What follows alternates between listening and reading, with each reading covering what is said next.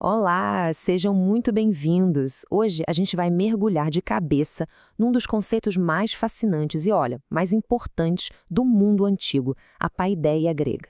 Essa ideia de uma educação integral não só foi o pilar da Grécia Antiga, como também, de muitas formas, lançou as bases de toda a civilização ocidental. Bom, para a gente entender a educação grega, primeiro a gente precisa se localizar no tempo, né? A história grega é dividida em grandes períodos. Tudo começa lá atrás, com a civilização micênica, a era dos grandes heróis, como Agamenon. Depois a gente entra nos tempos homéricos, um período marcado pelos mitos e pelas epopeias. Aí vem o período arcaico, uma época de transformações assim revolucionárias. O auge de tudo isso é o período clássico, a famosa idade de ouro da filosofia e da democracia em Atenas. E por fim, o período helenístico, que é quando a cultura grega se espalha pelo mundo. Então, o período arcaico é uma verdadeira virada de chave. É nesse momento que uma coisa extraordinária começa a acontecer. Aquela visão de mundo que era toda baseada nos mitos, na vontade dos deuses, começa a dar lugar a uma novidade: a razão e o debate público. Uma das grandes inovações foi a escrita. Pensa só, antes ela era uma coisa restrita a sacerdotes, a escribas, algo quase sagrado. E de repente ela vai para a praça pública, deixa de ser um privilégio e se torna uma ferramenta para divulgar leis, registrar ideias e, o mais importante, para estimular o debate. Isso foi fundamental para que as ideias pudessem ser confrontadas e o espírito crítico pudesse nascer. Logo em seguida veio a moeda. Parece algo simples, mas foi uma revolução. Ela simplesmente substituiu o sistema de trocas por uma medida racional, uma medida universal de valor. E isso não mudou só o comércio, não. Mudou o jeito de pensar, introduzindo um nível de abstração, de cálculo, que era totalmente novo na vida das pessoas. E talvez a mudança mais radical de todas tenha sido com a lei. A ideia de que as leis não eram ordens divinas que não podiam ser mudadas, mas sim criações humanas, nossa, isso foi transformador. Elas podiam ser discutidas, argumentadas e alteradas, ali na praça pública, na ágora. O poder, de certa forma, saiu do céu e veio para as mãos das pessoas. E a soma de tudo isso, a escrita para todo mundo, a moeda como razão e a lei como invenção humana, deu origem a duas criações que são a cara da Grécia: a polis, a cidade-estado, e uma figura totalmente nova no centro dela, o cidadão. Um indivíduo que não era mais um simples súdito, mas um participante ativo do destino da sua comunidade. E é exatamente para formar esse novo cidadão que surge o conceito central da nossa conversa, a paideia. E atenção, isso não é só educação como a gente entende hoje. A paideia era o ideal de uma formação completa, que buscava harmonizar o desenvolvimento do corpo, da mente e da moral. O grande objetivo era forjar um ser humano em sua plenitude. A complexidade desse conceito é tão grande que ele é quase intraduzível. O estudioso Werner Jaeger resumiu isso perfeitamente.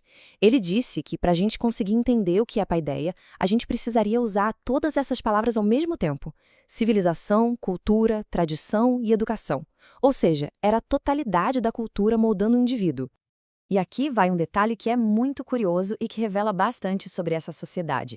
A palavra grega escolhe, de onde vem a nossa palavra escola, significava originalmente lazer, tempo livre, ócio. A educação era vista como uma atividade nobre, sabe? Um privilégio para aqueles que não precisavam se preocupar com o trabalho manual e podiam se dedicar a pensar, a debater, a governar. Agora, esse ideal de paideia não era uma coisa só em todo o mundo grego, muito pelo contrário. Existiam dois modelos principais, e que eram radicalmente opostos, representados pelas duas cidades mais poderosas. De um lado, Esparta, com foco total no cidadão guerreiro, na obediência ao Estado. Do outro, Atenas, que valorizava uma formação cultural bem mais aberta, focada no desenvolvimento do indivíduo. No modelo de Esparta, o Estado tomava conta da educação da criança a partir dos 7 anos. E o objetivo era muito claro: criar soldados disciplinados. O treinamento era brutal, ensinava os jovens a suportar dor, frio, fome. Um fato interessante é que as mulheres também recebiam treinamento físico para poderem gerar filhos fortes. E como eles não gostavam muito de conversa fiada, nos deram a palavra laconismo, que significa exatamente isso: falar pouco de forma direta. Já em Atenas, o cenário era completamente diferente. Lá, o objetivo era formar um cidadão para a vida na democracia. O jovem ateniense era levado para a escola por um escravo, o pedagogo. A educação se equilibrava em um tripé: a palestra, para os exercícios do corpo, a música, que incluía poesia e dança para a harmonia da alma, e o estudo com o gramático, para aprender a ler, escrever e a pensar. E o ginásio era o grande centro social onde tudo isso se encontrava.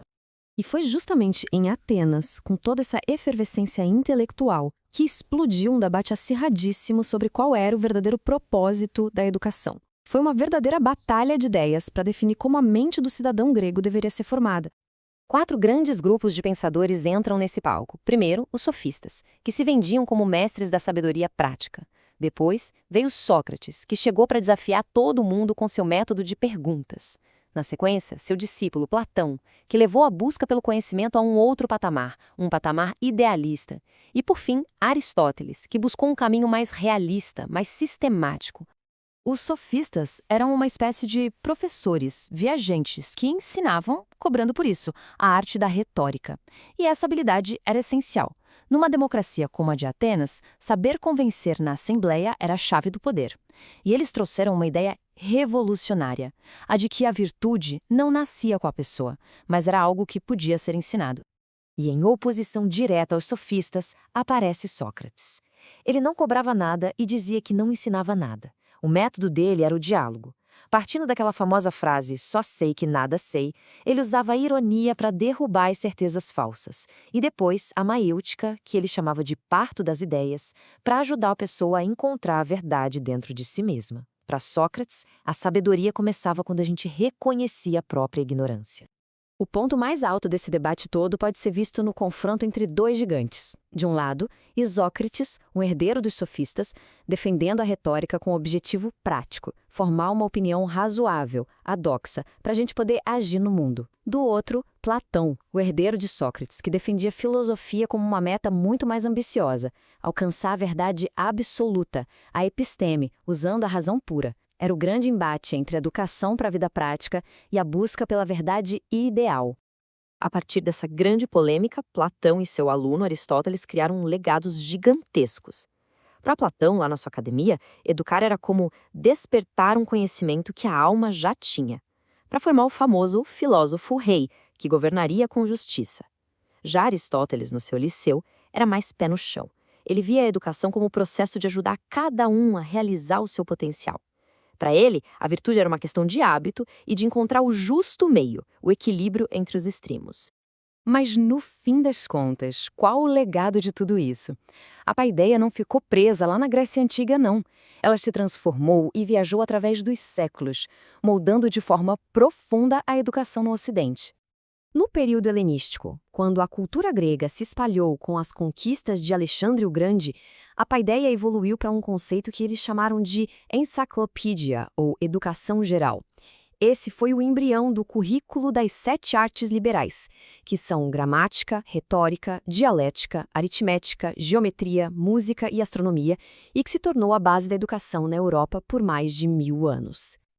Então, o que a gente pode tirar de mais importante dessa jornada toda? Primeiro, a ideia de que a educação precisa ser integral, unindo corpo e mente. Segundo, que o propósito final dela é formar cidadãos conscientes e ativos. Terceiro, que aquela tensão entre uma formação prática, focada na carreira, e uma formação teórica, focada no pensamento, continua super viva até hoje. E por fim, a lição de que a própria busca pelo conhecimento é um dos pilares da nossa civilização. E tudo isso nos leva a uma questão final, para a gente refletir. Hoje, a gente vive num mundo cada vez mais focado na especialização, na formação técnica, para ter uma utilidade. Diante disso, o que será que a gente pode aprender com o ideal grego da paideia? Qual o valor de uma educação que busca formar o ser humano por inteiro, em todas as suas dimensões? Uma pergunta que, com certeza, continua tão relevante hoje quanto era há 2500 anos.